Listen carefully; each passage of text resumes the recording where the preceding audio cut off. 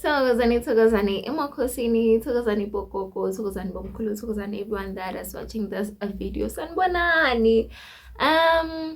Okay, so ngithole ma request ukuthi nginde i-video about inyoka le-brown ukuthi ichaza kuthini, kwenakalani.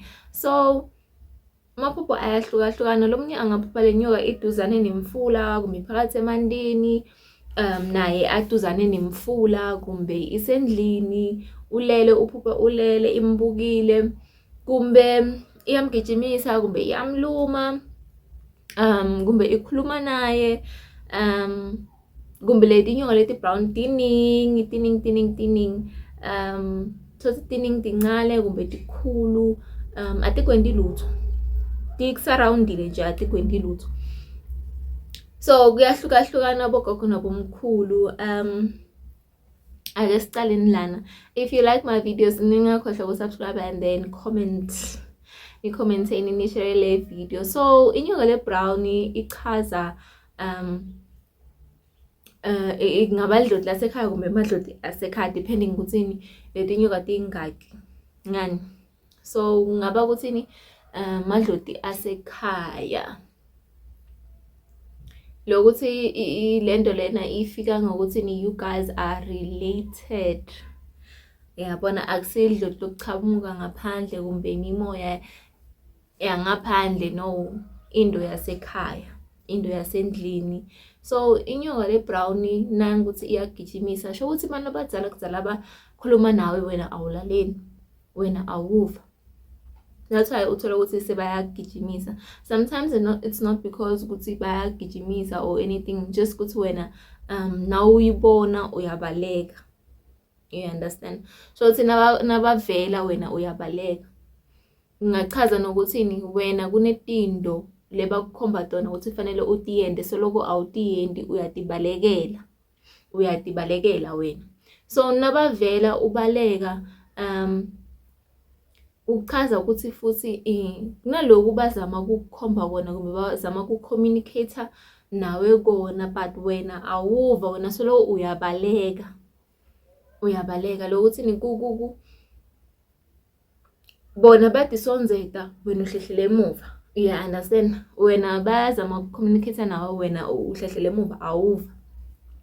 So nangokuthi uyiphupha celeni kwemandi, kuyakhomba ukuthi idloti lakho lihambe lingene kuphi. Nawufuna ukuxhumana nalo kakhulu, ungaba umuntu lokuthi uhambe emandi kakhulu ukuze lesiphiwo sakho sihambe sihlambuluke, sihambe sikusebentele, sihambe sisebente phezu kwempilo yakho nalabanye.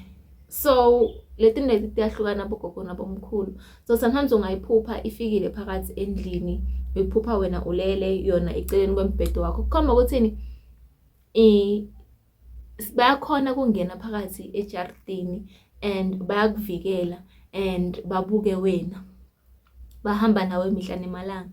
So nabasendlini njalo so siyadiveta eceleni kwembhede, mostly utofika la bato-communicate nawe khona, angeke ihlale ingakhulumi nawe, itokhuluma. It's either uyadi-change abelikhehla kumbe adi-change abengogo, kukuye ukuthi uvela njani kuwe, but uto-communicate kumbe a-communicate vele ngaleyo image leyo adivete ngayo as inyoka. Akhulume nawe akutshela ukuthi ngifuna 1 2 3 4 5 6 7 8 9 10 kumbe seloko sikhuluma nawe wena seloko awulale, I don't know, kukuwe nedloti lakho.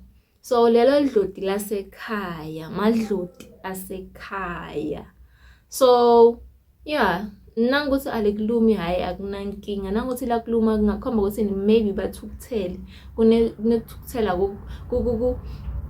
kunendo lebayikwatele lefanele uyilungise, kumbe kunendo lesoloko bakhuluma nawe ngayo but wena awuva awulaleli kumbe seloko awuyendi. Sometimes nangokuthi iyakuluma, sometimes akusasi idloti lasekhaya kumbe maybe ikhomba ukuthi idloti lasekhaya liguquliwe nasehamba ikulume khona la kushaya khona amandi, fanele uhambe uyicheckisise kahle ukuthi nayize ikulume ikulumelani kwendakalani. And then most of the time kuba kunesandla vele sasemndenini, kube kunesandla sasemndenini lesesibhizi sizama maybe kuthwebula lelo dloti lelo kumbe lawo mandla lawo So Thokozani makhosi lamakhulu, I don't want to make this video long. Seyicalile iba yithe kakhulu. Thokozani sitoyenda i-part 2 la sitokhuluma kabanzi and then go deeper. I hope you guys ningivile nizame ukuthi nilungise into enemadloti enu. Thokozani emakhosini. Stay blessed.